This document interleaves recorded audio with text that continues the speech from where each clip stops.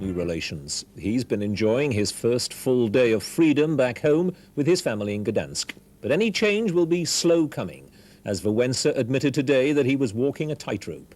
This report from Tim Sebastian in Poland. Outside Wałęsa's flat last night, there wasn't much sign of martial law.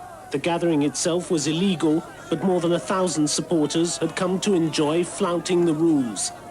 No one had forgotten the solidarity slogans, echoes from the shipyard strikes of 1980.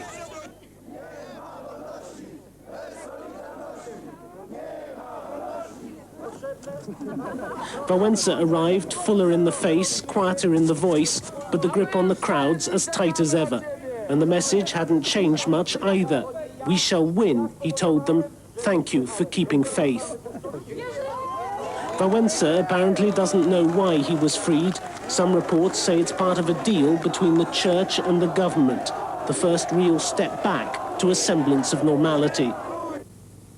This morning, Wałęsa met Western newsmen in his flat to answer some questions and raise others. He said he was walking a tightrope and was sure the authorities wanted him to fall. He'd try not to. He was surprised to be free and wept for those who weren't. He wanted peaceful solutions and believed they could be found. But Wałęsa's main point was this. He was still the head of a union, democratically elected, and nothing, he claimed, could change that. Wałęsa had been starved of public attention for more than a year. He clearly enjoyed it again today. And it was only an American producer asking for his week's schedule that snapped his wife's patience and provoked a domestic shouting match. She said she wanted Lech to herself.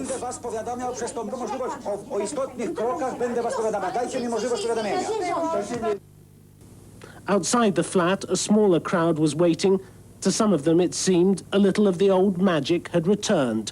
The old magician had brought it. Here in Warsaw tonight, the government will be weighing up carefully what Wałęsa's been saying, and at first sight, they're unlikely to be pleased with it. Far from wanting him back in the public eye, they've made it clear he's now a private person with no trade union to represent. Already, they've warned they'll intern him again if he goes too far. Tim Sebastian reporting from Warsaw today. The pound has... Good afternoon and welcome from me, Keith Harrison, to Monday here on 4. In a few minutes, Richard Whiteley and Kenneth Williams with another edition of Countdown, taking us through until 5:15 when Paul Coyer guides us gently over the next few days on 4 with Preview 4. Paul's here until 5:30 when Therese Birch comes along to introduce another Making the Most of. Today it's hang gliding, wildlife, painting and cheap and easy food with Judith Chalmers. I Love Lucy at 6 has the Ricardo family in Hollywood for Ricky's screen test. Needless to say, Lucy gets in on the act. For the outcome, watch I Love Lucy. That's at 6. Half an hour later, it's coping. Tonight we meet Helen and her husband Chris. Helen's had 4 miscarriages and has been told not to try for another baby.